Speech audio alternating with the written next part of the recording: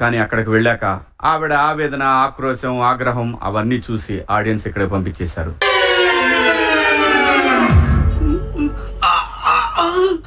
Hello madam, ఎలా ఉన్నారు? Always. ఒక్క నిమిషం మీతో మాట్లాడాలి. కొంచెం గ్యాప్ ఇవ్వాలి. నేను కూర్చోమన్నాక మీరు కూర్చోవాలి. ఇక్కడ ఇది నా హౌస్. అలాగే. అలా అయితే హ్యాపీనే కూర్చో. Thank you sir. ఓకే, మిమ్మల్ని ఇప్పుడు ఏమని పిలవాలి మేము? మాధవియా, మాధురియా? మీకు ఆ డౌట్ ఎందుకు వచ్చింది సార్? బుర్రలోని కాడికైనా వస్తాయి. నా పేరు మాధురి, మాధవి కాదు. ఇప్పుడు మీరు చెప్తే తెలిసిందండి. ఇదే ఆ రోజు చెప్పుంటే మనకు గొడవ ఉండేది కాదు కదా అమ్మాయితో. చెప్పచ్చు కదా. అందరికీ అలా చెప్పను, ఆ, నాకు నచ్చితే చెప్తా. చూసావరా దీని తలపొగరు? ఇది ఇలా ఉంటేనే ఇంత లెవెల్ కొడుతుంది. అవును అసలు. నచ్చలే. సరే, ఎందుకు నచ్చలేదు మనం కూర్చొని అలాగే మాట్లాడుకుందాం. మాట్లాడదాం. నెమ్మదిగా అన్ని అర్థమవుతాయి గానీ కూర్చోరా.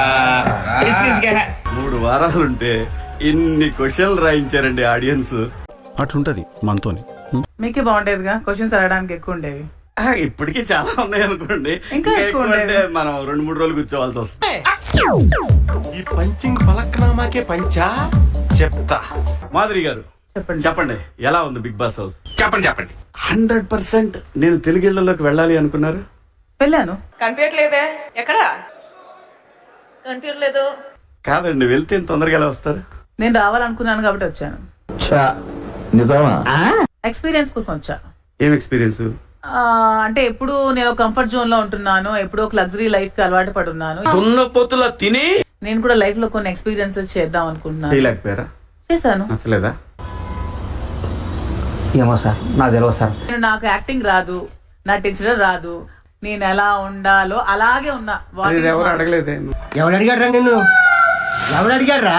ఆడియన్స్ కూడా యాక్చువల్ గా 1 వీకే అనుకున్నారు. మీరు ఆ వీక్ నామినేషన్ లో ఉంటే మిమ్మల్ని. కరెక్ట్, ఇది కరెక్ట్ గా చెప్పావయ్యా.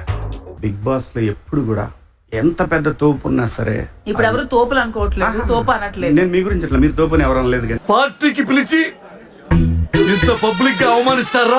పద్మవ్యూహం సీరియల్లో పర్యటకు కూడా ఇంత అవమానం జరగలేదురా. మీరు అర్థం చేసుకోవట్లేదు. మీరు ఏంటంటే ఫైట్ చేద్దాం అనుకుంటే ఫైట్ వద్దండి. విజ్ఞాన ప్రదర్శనలో ద్రావిడు.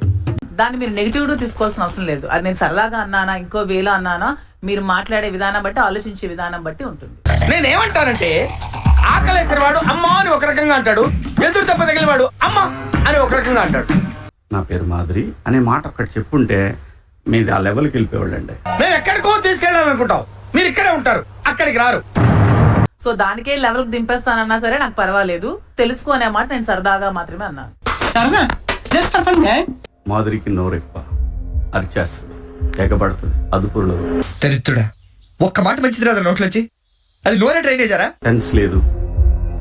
బయట అయితే జుట్టు పట్టుకొని ఈడ్చి పడతా. అవును. అరే 100 అంటాం సార్, కోపం మామూలుగా మాట్లాడతాం. చాలా మంది చాలా అంటారు, ఎన్ని అవుతాయా?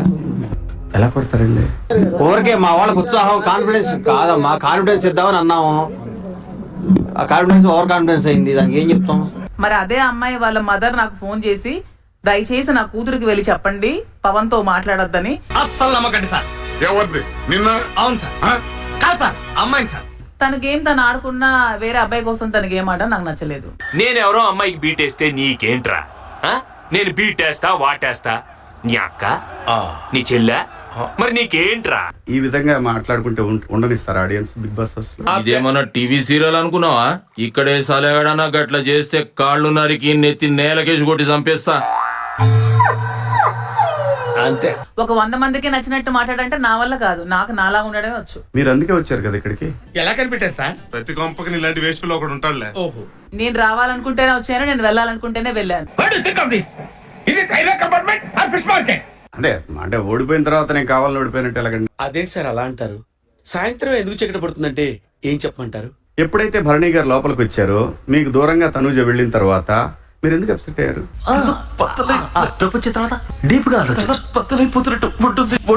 చెమట పట్టేస్తుంది. నచ్చలేదు అంటే ఓకే, ఆడింది నచ్చలేదని చెప్పండి, ఆట ఆడలేదు అనుకోండి, చాలా తేడా. అదే, అమ్మా ఫైనల్ గా ఒప్పుకున్నారు మాధురి గారు.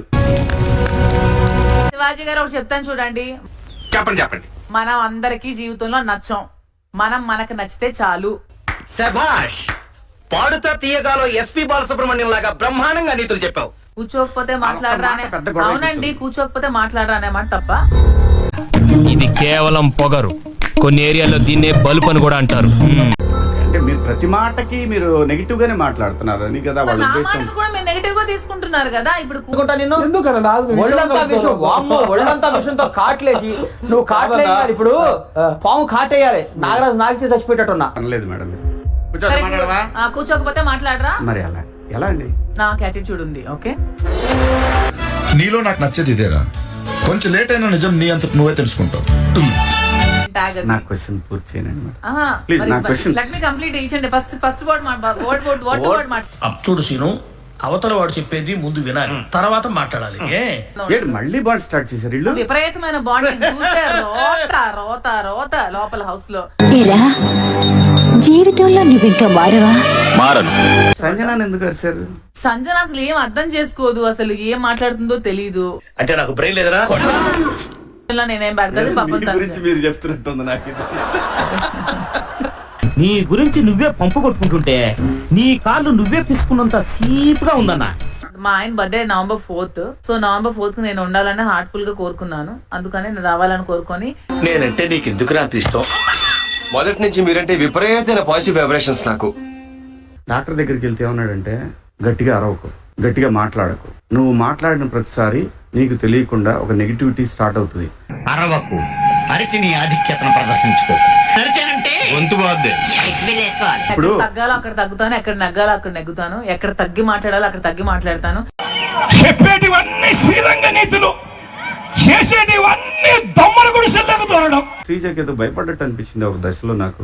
భయం అనేది నా బ్లడ్ లో కూడా లేదు. అక్కడ భయన్నే భయం అనే పదం నా డిక్షనరీలో లేదు, స్పెల్లింగ్ అసలు. సిగ్గా, భయమా, గౌరవమా? సిగ్గుతో కూడిన భయం వల్ల వచ్చిన గౌరవం అయి ఉంటుంది. మీరు హౌస్ లో కూర్చొని చేసే ప్రతి ఆర్గ్యుమెంట్ స్కేరిఫైగా ఉంది. మీకా?